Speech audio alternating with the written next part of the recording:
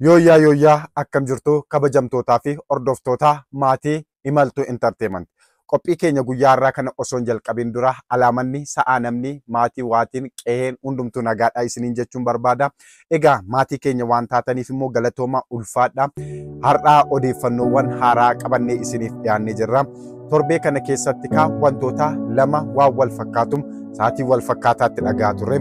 Karaa miidiyaa hawaasaatiin yoo jennee dubbiin Qananii Addunyaa yookaan immoo haadha manaa Andu'aalem Gosaa yeroo ammaa kanattis karaa miidiyaa hawaasaa irratti haala lammaffaadhaan isheen boqottee ji'a 4 booddee suuraa miidiyaa hawaasaa ishee irratti yookaan fuula pilaatfoormii TikTok ishee irratti gallakkifamee wal qabatee dubbii ijoo torbee kanaa ta'aa jira. Torbee kana keessatti fuula miidiyaa hawaasaa irratti moodel Qananiin erga boqottee ji'oota 4 booddee waa'een ishee ijoo dubbii miidiyaa hawaasaa ta'eera.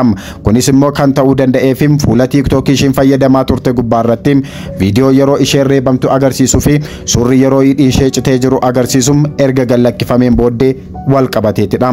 Kanumaan wal qabatee namoonni danuun suuraa fi viidiyoo kanaan ri'aakshinii garaagaraa hojjetanii miidiyaa hawaasaa irratti gallakkisaa kan jiran yoo ta'u, kunis uummata danuu akka mufachiise mul'ataa jira.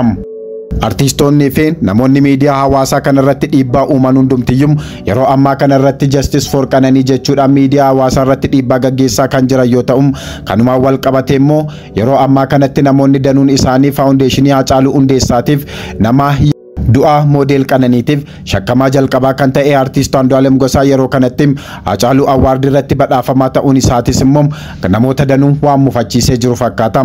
Kanumaan wal qabatee haashtaagiinis qophaa'ee namoonni danuun irratti hojjechaa kan jiran yoo ta'u, odeeffannoo kana amma qindeeffannee jirru kanatti namoonni danuun Haacaaluu Awwaardiidhaaf fuula miidiyaa hawaasaa irratti Haacaaluu faawundeeshiniidhaaf namoonni danuu yeroo ammaa kanatti artiist Andu'aalem Gosaa shakkamaa ta'ee osoo jiru irratti hirmaachuu isaatiif mufannoo garaagaraa ibsaa jiru. Kanaan sa'aatii 24 keessatti akka irraatii furatamu kan jechaa jiran yoo ta'u, qaamni seeraa tokko dubbii kana hanga furmaata ilaannetti namoonni kamiyyuu yookaan qaamni kamiyyuu Andu'aalemiin wantoota akkasii irratti dorgomsiisuu akka hin qabne wantoota seerota adda addaatiin wal qabsiisanii gallakkisanii jiru. Kanaaf yeroo ammaa kanatti yeroo maatiin ishee gadda keessa jiran kanatti miidiyaa hawaasaa irratti yeroo lammataatiif dubbii ijoo ta'uudhaanis Justice for Qananii jechuudhaan haashtaagii garaagaraatiin ri'aakshinii adda addaatiin miidhama dubartootaa kan mormuun hojjechaa jiru.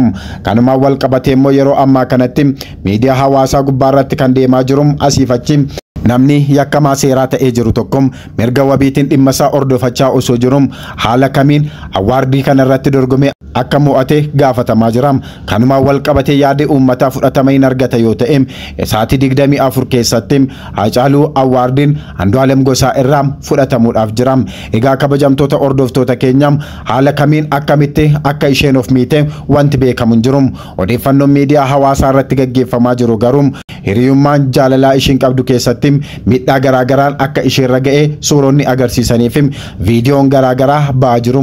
Kanumaan wal qabatee namoonni danuunis mufannaa isaanii kan agarsiisan yoo ta'u, ammas dubbiin kun kallattiidhaan qaama dhimmi ilaallatu bira hanga jirutti namoonni danuun wantoota adda addaa osoo miidiyaa hawaasaa irratti namoota burjaajessuu baatanii bareedatu.